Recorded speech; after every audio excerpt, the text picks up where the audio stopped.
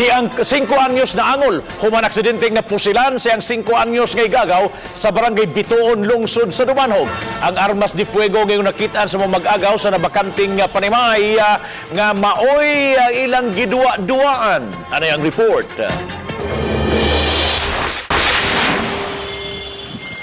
Nakahiagom og samad pinusilan sa iyang tuhod nga milahos sa iyang dunggan ang 5 anyos nga batang lalaki. Aksidenteng napabuto ang 38 kalibre nga armas de fuego sa igagaw sa biktima nga gitiun kaniya. Maayo na lang gani wa maintimano ang igagaw niini. Ang armas gayong nakitaan sa manag-agaw sa abandonadong panimay sa dapit. Niadto dito sa usa ka bakanting luna, doon na sila nakita nga mga kubo-kubo. Dito nila nakita kining armas.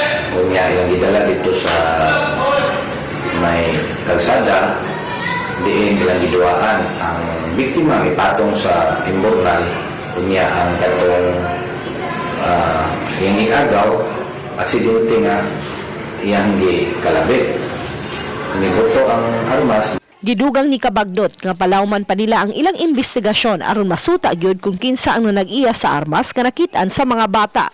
Ato pang lawman ang investigasyon kung kinsa gitaya sa mga armas kay ang katong property na ilang isublan puro naman may migrate sa abroad tuwa na sa Mexico. Kunya ang katong armas po wa po serial number nga locally made lang siya. Ang bata nga aksidenteng nakapusil giturn over sa mga ginikanan. Ubani rin ang Tiquiniones, Chona Carrion, Balitang Bisda.